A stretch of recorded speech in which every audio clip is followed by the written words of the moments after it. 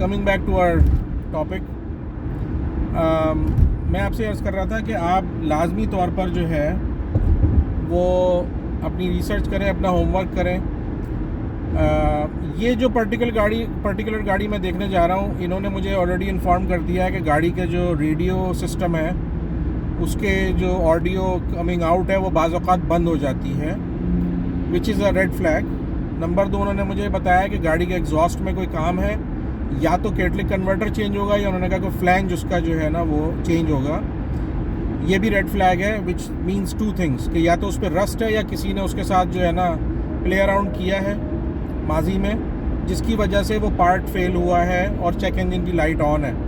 मैं इसलिए चांस ले रहा हूँ कि मैं देखूँगा, अगर तो वो फ्लैंज हुआ और उस पर रस्ट हुआ तो हम ब्रांड न्यू डलवा लेंगे, और इंशाल्लाह that doesn't cost too much, may be $200 to $300, parts and labor included, but pretty much ये guaranteed है कि it's never going to be the same as factory, क्योंकि जब भी वो वेल्डिंग होती है, जो आफ्टर मार्केट पार्ट्स होते हैं ये हमेशा रस्ट कर जाते हैं, स्पेशली एग्जॉस्ट पार्ट्स, क्योंकि इन पर नमक ज़्यादा लगता है। तो इसके बावजूद मैं क्यों जा रहा हूँ? मैं इसलिए जा रहा हूँ कि गाड़ी 2009 है और प्राइस अच्छी लगी हुई है, और हम ये देखेंगे कि अगर हमें गाड़ी समझ में आती है तो ये कोई हमें फर्दर रिडक्शन दे सकते हैं कि नहीं दे सकते। एक और टिप मैं आपसे शेयर करूं कि बाज़ औक़ात सम सिचुएशंस में आप अपनी रिसर्च कीजिएगा, सम सिचुएशंस में ये वर्थ होता है कि आप अपनी कंपनी के नाम पे गाड़ी लें, आप अपने नाम पे गाड़ी ना लें। उसमें बहुत सारा आपको टैक्स बेनिफिट मिल जाता है। इसके लिए आपको अपने प्रोफेशनल अकाउंटेंट से बात करनी पड़ेगी, वो आपको सही, जिसको भी आप ट्रस्ट करते हैं वो आपको सही गाइड करेगा कि is it worth it for you, या you should just buy it on your own name. बाज़ औक़ात आपको आपने ये भी देखना है कि अगर आप अपनी कंपनी के नाम पे गाड़ी को लेते हैं तो आपको ज़्यादा यानी इंश्योरेंस का कितना डिफरेंस आता है कि कंपनी के नाम पे वर्सेस अपने नाम पे इंश्योरेंस का डिफरेंस कितना आ रहा है, क्योंकि डिफरेंस आता है, फॉर श्योर आता है। ड्राइवर प्रोफाइल पे भी आता है, कार के मॉडल्स पे भी आता है। फॉर एग्जांपल, अगर आप ऑल व्हील ड्राइव मॉडल लेंगे versus rear wheel drive model लेंगे तो आपका इंश्योरेंस में थोड़ा सा फ़र्क आएगा। तो ऑल व्हील ड्राइव के लिए अगर आप थोड़ा सा ज़्यादा पे कर रहे हैं तो आप कोई ज़्यादा लूज़ नहीं कर रहे पैसे, क्योंकि वो महीने के जो आप ज़्यादा पे करेंगे उसको चलाने के लिए गाड़ी को, रियर व्हील ड्राइव गाड़ी को, वो आपको बैलेंस आउट हो जाएगा over a short period of time. अगर आप गाड़ी मैनुअल चला सकते हैं, बहुत अच्छी बात है, आप ट्रांसमिशन इश्यूज से बच जाएंगे, चाहे कितनी ही पुरानी गाड़ी हो। मैनुअल ट्रांसमिशन ज़ाहिर है इतना ज़्यादा उसमें यानी कॉम्प्लेक्सिटी नहीं होती, तो वो फेल इतनी तेज़ी से नहीं होते जितना एक ऑटोमेटिक ट्रांसमिशन फेल हो जाता है, ख़ुसूसी तौर पे अगर गाड़ी पुरानी हो तो। हाउएवर, कनाडा में मैनुअल ट्रांसमिशन गाड़ी की कोई रीसेल नहीं है, स्पेशली अगर वो पुरानी गाड़ी है। हाई एंड स्पोर्ट्स कार्स या कोई बहुत ही लेट मॉडल की गाड़ी है तो वो डिफरेंट स्टोरी है। हमारा टॉपिक आज का सस्ती गाड़ियों का है, लेकिन वो आपको बहुत पीस ऑफ माइंड दे देगी। बहुत से बहुत आपने अगर क्लच नया डाल दिया, इजी वे आउट है, क्योंकि आपको एक ब्रांड न्यू पार्ट डल के गाड़ी with in a matter of hours जो है ना दोबारा से बेहतरीन परफॉर्म करना शुरू कर देगी एट अ वेरी चीप यानी प्राइस। वर्सेस अगर आपको अल्लाह ना करे कि ट्रांसमिशन रिप्लेस करना पड़ता है या रीबिल्ड करना पड़ता है, आपका जो ट्रांसमिशन है वो कॉस्ट बहुत ज़्यादा करता है। रीबिल्डिंग में हर टेक्नीशियन जो है वो बहुत ज़्यादा ट्रेंड नहीं है। न्यू ट्रांसमिशन जो हैं वो बहुत कॉम्प्लेक्स हैं, स्पेशली जो CVT हैं, नए ट्रांसमिशन हैं, कॉम्प्लेक्सिटी ज़्यादा है इनके अंदर। तो हर शॉप केपेबल भी नहीं है इसको फिक्स करने के लिए। तो the simpler the machine, my point is the simpler the machine the better it would be at a lower budget. हमेशा याद रखें, कोई भी मैकेनिकल इंजीनियरिंग का स्टूडेंट आपको बता सकता है कि जितने कम मूविंग पार्ट्स होंगे उतना बेहतर मशीन जो है ना वो परफॉर्म करेगी। विच इज़ वाई आप देख रहे हैं कि आजकल सुनने में आता है कि इलेक्ट्रिक कार्स जो हैं वो मैकेनिकल यानी पुरानी गाड़ियों से इसलिए बेहतर है कि उनमें शायद 30% मूविंग पार्ट्स हैं कंपेयर टू अ कन्वेंशनल यानी इंटरनल कंबस्शन इंजन के, पुराने स्टाइल के इंजन के। एनीवेज, तो मूविंग ऑन, मैं इसके बाद आपसे यह करना चाहता हूँ कि टोयोटा, लेक्सस, होंडा, एक्यूरा ही क्यों? होंडा सिविक कनाडा की बेस्ट सेलिंग कार है पिछले बहुत डेकेड से, आई थिंक 2 डेकेड से तकरीबन, कमो बेश। अगर मेरी कोई गलती हो तो आप लोग बताइएगा मुझे। होंडा सिविक कनाडा की बेस्ट सेलिंग कार है। बिल्ड क्वालिटी उसकी अमेजिंग है छोटी गाड़ियों के हिसाब से। गैस माइलेज अमेजिंग है। पार्ट्स आपको हर जगह मिल जाते हैं, बिल्कुल नई गाड़ी भी होगी तो पार्ट्स मिल जाएंगे उसके, आफ्टर मार्केट पार्ट्स, यानी कि ओरिजिनल भी मिल जाएंगे और आपको आफ्टर मार्केट यानी कि चाइना के और ताइवान और इधर उधर के भी मिल जाएंगे। तो खैर आपको नई गाड़ी में पार्ट्स की ज़रूरत नहीं पड़ेगी। लेकिन मैंने आपको एक पर्सनल एक्सपीरियंस बता रहा हूँ। 2008 की होंडा सिविक कूप रखी है 10 साल, जिसके अंदर आखिरी के कोई 2-3 साल वो बहुत ज़्यादा हैवी यूसेज पे नहीं थी, मगर वो 7 साल के करीब मुझे बहुत हैवी यूसेज था।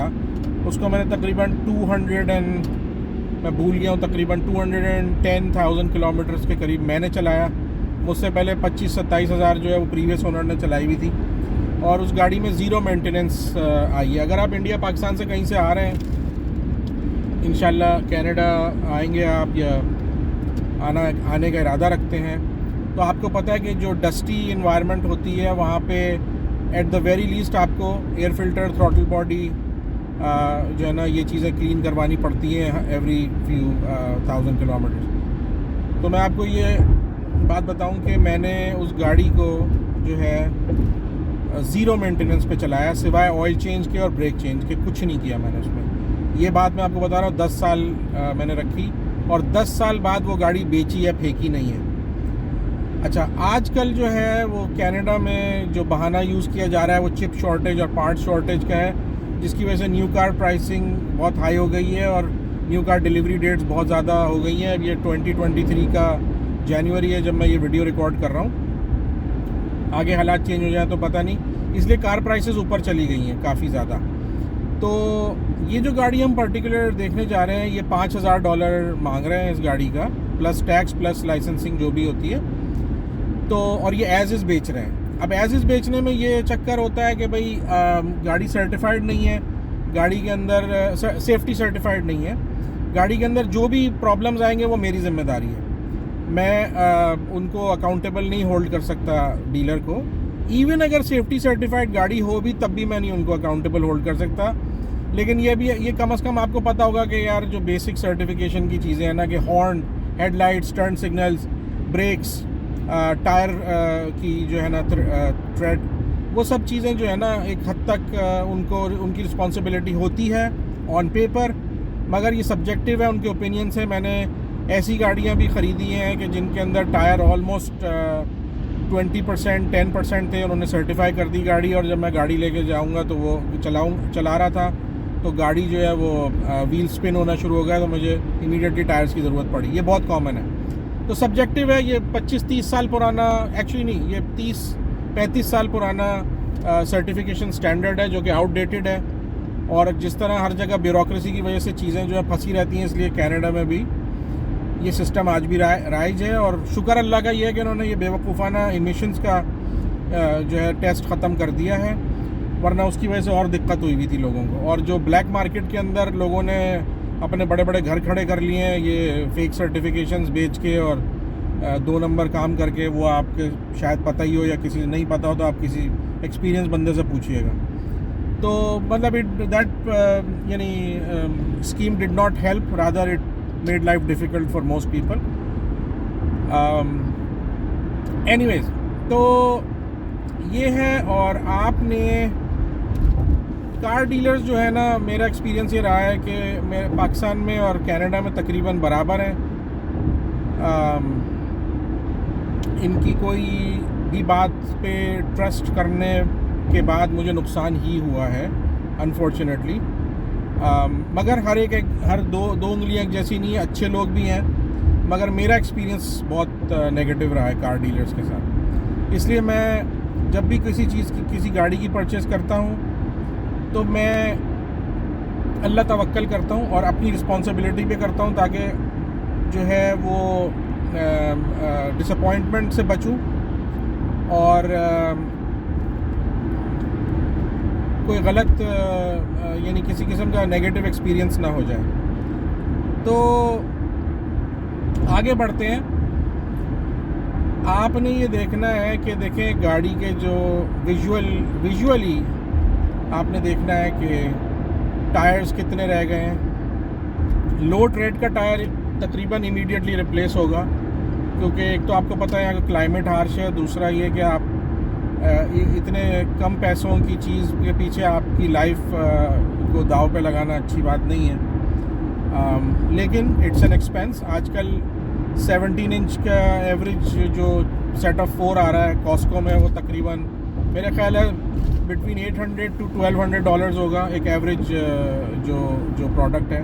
कोई भी चीज़ आप ले लीजिए, जब आप रिपेयरिंग की तरफ जाते हैं किसी व्हीकल की, तो मैकेनिक्स बिजी हैं, उनके पास टाइम नहीं है, आपने अपॉइंटमेंट लेना है, गॉड फॉरबिड वो गाड़ी मूव नहीं कर रही तो आप मिस आउट कर रहे हैं अपने काम पे। आपने ये देखना है कि भाई एक दिन मैं काम मिस करता हूँ तो मेरा कितना नुकसान होता है, ठीक है। इसलिए ज़्यादातर लोग प्रेफर करते हैं कि गाड़ी लीज़ कर लें, ठीक है। मगर अगेन वो एक बिल्कुल डिफरेंट सब्जेक्ट है, उस पर कभी हम इंशाल्लाह अगर हिम्मत हुई, अल्लाह ताला ने हिम्मत डाली और मौका दिया, तो उस पर एक सेपरेट वीडियो कर देंगे। तो टोइंग कॉस्ट आपको पता है बहुत यहाँ पे महंगी है, अगर आपको नहीं पता तो पता चल जाएगा। तो इसलिए ऑलवेज़ मेक श्योर कि अगर आप पुरानी गाड़ी रखें, इवन अगर आपके पास नई गाड़ी भी है, मशीन तो मशीन है, तो आपके पास कोई टो पैकेज हो, या तो कैनेडियन टायर का हो, या आपके क्रेडिट कार्ड पे हो, या CAA का हो, कैनेडियन ऑटोमोटिव एसोसिएशन गालिबन उसका नाम है। $60 का पैकेज मिलता था पहले, अब मुझे नहीं पता कितना, उनकी वेबसाइट आप चेक कर सकते हैं। टोइंग पैकेज रखें अपने पास, बहुत एक्सपेंसिव हो जाती है अगर आपको अपने आउट ऑफ पॉकेट देना हो। अच्छा, दूसरी एक बात ये मैं आपसे शेयर करना चाहता था कि टोइंग कंपनीज, टो ट्रक्स जो थे वो यहाँ टोरंटो में एक माफिया बन गए थे।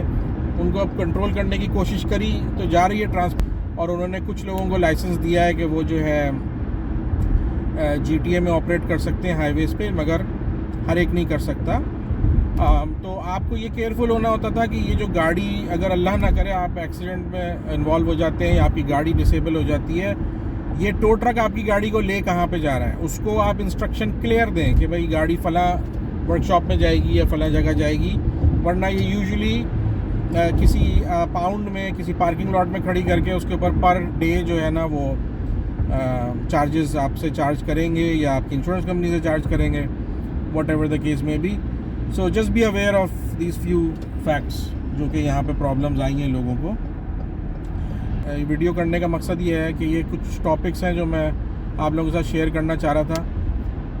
ये देखें भाई, आप शायद नोटिस कर सकते हैं जो ग्रे गाड़ी मेरे आगे जा रही है लेफ़्ट पे, इसका पीछे का व्हील देखें किस तरह वॉबल कर रहा है। जब भी आप ये गाड़ी देखें इस तरह की कोई चीज़ हरकत होते हुए, ये देखें शॉक्स भी गए हुए, वो जब खड्डे में गई है तो किस तरह उसका, ये देखें बाउंस किस तरह कर रहा है व्हील। इस तरह की गाड़ी से आप बिल्कुल दूर हो जाएं, क्योंकि ये कुछ भी हो सकता है इस गाड़ी के साथ। बहुत सारी इन्फॉर्मेशन मैं दे रहा हूँ, लेकिन यानी ब्रेनस्टॉर्मिंग सेशन है कह लीजिए।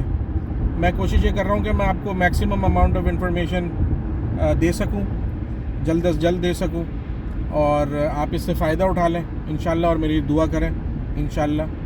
अच्छा, दूसरी एक बात मैं आपसे अर्ज़ करना चाह रहा था कि जब भी आप गाड़ी डीलर से लें, ब्रांडेड डीलर से, टोयोटा, होंडा, लेक्सिस, एक्यूरा, जो हम डिस्कस कर रहे हैं, तो और आप चीप प्राइस की गाड़ी अगर मिसाल के तौर पे लेने जा रहे हैं, वो आपको बहुत सारे एड ऑन्स बेचने की कोशिश करेंगे। उसके बाद वो आपसे कहेंगे कि फाइनेंस मैनेजर के कमरे में आ जाएँ, यूँ हो जाए, वो हो जाए। आप अपनी रिसर्च कीजिएगा, आप ऑन द स्पॉट कोई चीज़ साइन ना करें, और अगर आपने गलती से साइन कर भी दी है तो एक मैंडेटरी कूलिंग ऑफ पीरियड है, आई थिंक 24 आवर्स का है शायद, वो आप चेक कर लीजिएगा ऑनलाइन के कितना है। तो मेक श्योर करें कि आप अपनी रिसर्च करके जाएं, क्योंकि वो बहुत अजीब जगह होती है, वहाँ पे बहुत लोग जो है ना वो रिप ऑफ होते हैं, स्पेशली वारंटीज़ में।